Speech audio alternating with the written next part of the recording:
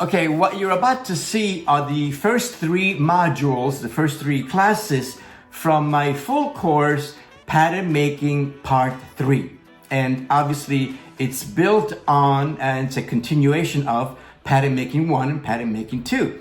And this one deals with necklines and collars, Peter Pan collar, Mandarin collar, sailor collar, you name it. We'll deal with necklines, boat neck, V-neck, crew neck, and so on. Facings, interfacings, buttons and buttonhole extensions, and so much more. So, let's get started. Hello everyone and welcome back. This particular course will focus on necklines, including the Mandarin collar and a convertible collar and a Peter Pan collar and a sailor collar, as well as creating different necklines, different shapes, like with gathers and shirring and pleats, and a yoke with gathers, and a cowl neckline, and the different shapes of a neckline, like a sweetheart neckline, and a V-neck, and a boat neck, and a scoop neck, and so on.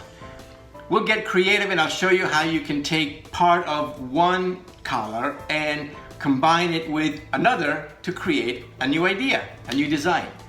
We'll talk about how to finish a neckline, the edge of a neckline. You can't leave it raw. So we'll talk about facings, how to create a facing. And if you have buttons, you will need a button extension, and I'll show you how to do that. So I'm really excited to show you a lot of new, fun, and creative techniques. We'll start with the Mandarin collar. It is simple and it'll be the foundation for other collars to be built on. So let's get started. We'll start with the Mandarin collar. It is a simple and it'll be the foundation for other collars to be built on. So let's get started. So the way I'm going to structure this class is that I'll be going back and forth between the form, the dress form, and the whiteboard. I will need measurements. I'll need the measurement of the neckline. We're dealing with necklines, we need the measurement of the neckline. So either we measure the dress form or we measure the neckline of your pattern, but we need some measurements. We're going to start with two lines perpendicular to each other, and we're going to label one CB for center back. We're going to measure the measurement from the center back on the neckline to your shoulder seam. We'll put a little notch right there and then continue measuring the neckline to center front. Again, we're going to measure from center back to your shoulder, put a little notch, and then continue to your center front and put another notch. That is the beginning of the drafting process. Now I'm going to take it to dotted paper and I'll show you exactly how we draft this. Okay, so we're going to start by drawing two lines perpendicular to each other, and that means that this corner right here is a 90-degree angle. Okay, we're going to label this CB for center back. This will be our center back and this will be our neckline. Now we know we've measured the form or the pattern, and we know that from center back to the shoulder is 3 inches. So we measure 3 inches and we put a little cross mark, a little notch. And then from the shoulder to center front is 3 3/4. So we measure 3 3/4 and we put a little cross mark right there. And that's our center front. Next, from our center front cross mark, we're going to measure up 1/2 inch and put a little cross mark. So we're going to go up 1/2 inch and put a little cross mark. Okay, just like that. Up 1/2 inch, right there, put a little cross mark. Next, with our French curve or hip curve or any kind of curve, we're going to place the curve, the ruler, right at that 1/2 inch cross mark, blending into the shoulder neckline cross mark, just like this. Next, from this new cross mark right here, we're going to create a 90-degree line going in this direction. And in case you forgot what a 90-degree line looks like, this is a 90-degree angle. Okay, so if I place my ruler here and go in this direction for about an inch and a half or so, we're going to shape it in a minute. So I've just created a 90-degree angle right there. See that? Next, we're going to figure out the size of our Mandarin collar. In other words, how big is this collar right here? What is this measurement? I'm going to make mine 1 inch. So therefore, from this line right here, I'm going to measure 1 inch.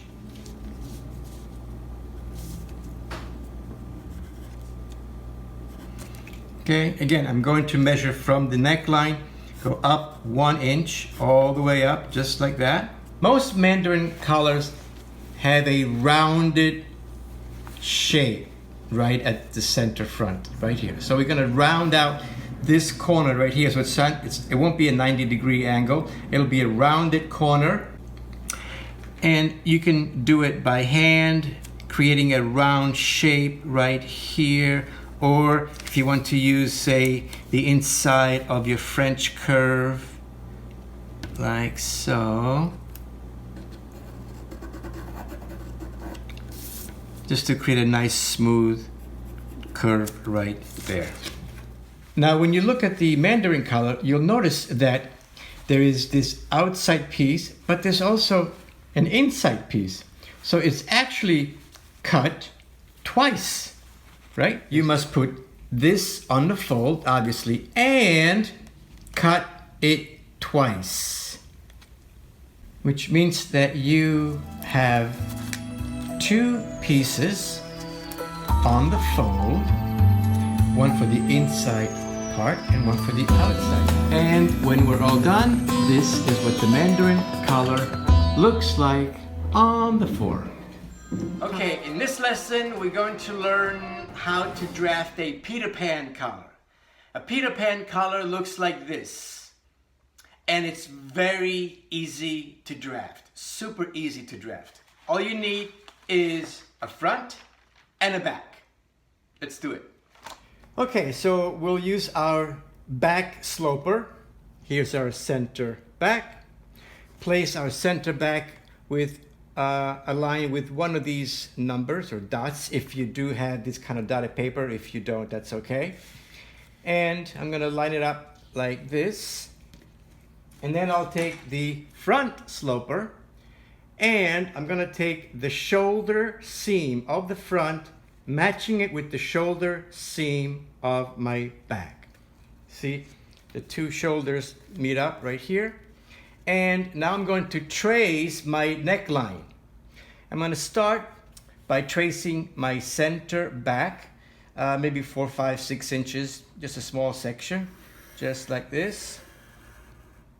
Trace your center back, trace your back neckline, moving on to the front neckline and to center front, and just a little bit of the center front section, just like that. So you have basically that. So this is our center back, and this is our center front right here. Okay, you should know the size of our Peter Pan collar. Maybe it's 2, 3 inches. And so from center back, we're gonna measure maybe 2, 3 inches, whatever the size you want your Peter Pan collar. And then watch this. I'm gonna do it with one sweep from center back here. I'm going to create our center front meets back over here. And there's our Peter Pan collar. Ta-da! Now, if you don't feel confident to do it with one freehand sweep, you can always use good old hip curve or French curve, and you can trace your French curve to create a beautiful shaped Peter Pan collar. And if you wanted to cut it out and staple it to manila to create a manila pattern, you staple it, cut it out, and just like we did in the Mandarin collar, in the previous Mandarin collar, we cut it twice. See? there's two pieces, one for the top collar and one for the under collar. And when you remove the dotted paper, you have two pieces. There's your Peter Pan. And on the forum, it looks like this.